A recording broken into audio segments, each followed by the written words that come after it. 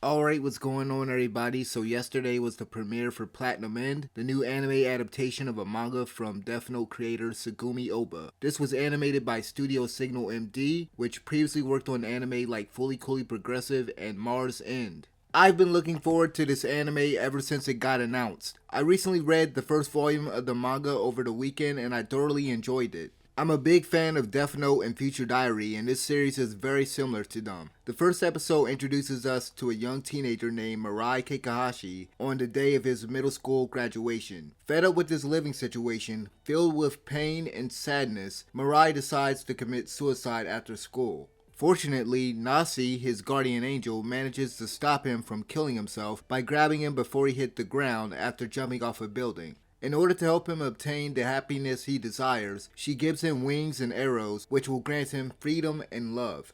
It's explained that Mirai is one of 13 candidates that will become the next god. He also learns the truth regarding the death of his family. I already like the two main characters and how the author wrote them. In general, it seems like Oba is doing the exact opposite of what he did for some characters in Death Note. It's probably very clear from the show's trailer alone, but Mirai is like an anti-Light Yagami. He actually has morals, he has principles that he stands on. He has no desire to be God or want to achieve any lofty goal. He simply just wants to be happy and live a normal life, but not just for his own sake. That moment in the episode where he's screaming once he realizes how fragile life is and how foolish he was for wanting to throw away his life was excellent. One of the changes made from the manga that I liked occurred during the scene where his aunt kills herself. He touches her blood and ends up falling into it after shouting in despair. I think having him covered in his aunt's blood makes the scene more impactful, since this is the same moment he's realizing his mistake and remembering what his mother wanted for him. I think the brief scene in the beginning where Mirai was about to steal food from the store but decided not to actually says a lot about his character. This scene is referenced later when he mentions that Nasi was talking like a devil.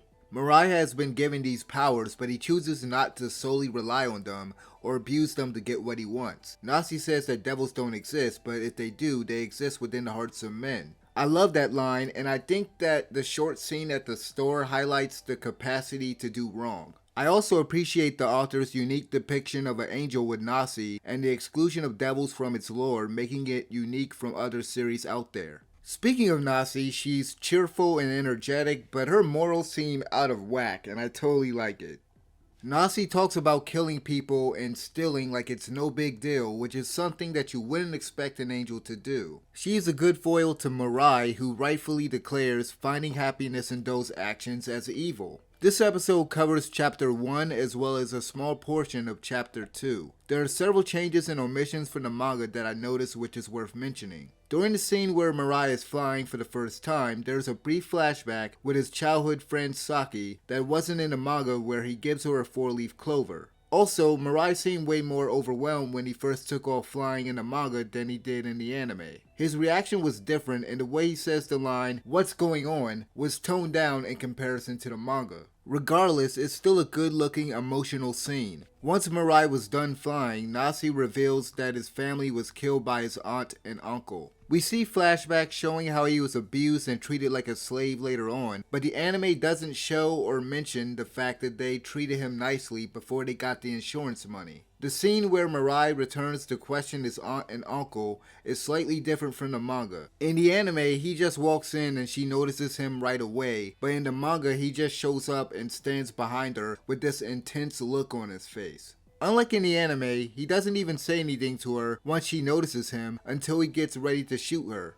I like the way the manga handled this part better because he comes off as more intimidating and confident. Once Mirai shoots his aunt with the red arrow, she tells him the truth about his family's murder, and his uncle comes in and starts hitting her. In the manga, after his uncle hits her a couple of times, he then proceeds to choke her. Once his aunt stabs herself and her body falls to the floor, in the manga you can see the knife sticking out of her body. Before the part where Nasi tells Mirai her name, in the manga there is a short flashback that shows God talking to the angels before sending them out to the candidates. One thing I wish this episode didn't skip from the manga is the dream that Mirai has about his aunt while sleeping at the hotel. This was basically his guilt over her death manifesting as a nightmare. There's a lot more content from chapter 2 that this episode didn't cover, some of which will likely be shown next week. I won't elaborate too much on some of this stuff as I don't want to risk spoiling next week's episode for anyone. I'm hoping that they aren't just going to skip over the candidate that was killed at the end of the episode. All I'll say regarding this guy is that he's a comedian named Toma Rodriguez. There's a lot of nudity in that scene with him inside the truck with a bunch of women, so I'm not surprised it didn't show as much as in the manga when it comes to that.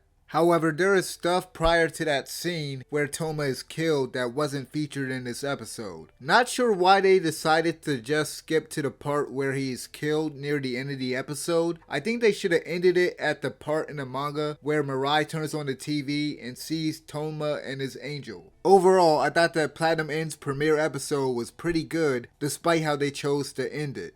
I thought the writing was good, the pacing was quick, the presentation was on point in terms of the music, the sound effects, and the animation. Like I said, the only issue that I really had with the episode is just how they chose to end it. But those are my thoughts on the premiere episode of Platinum End. Let me know what you guys thought about it in the comment section below if you've seen it. And thank you guys for watching. I'm out of here. Peace.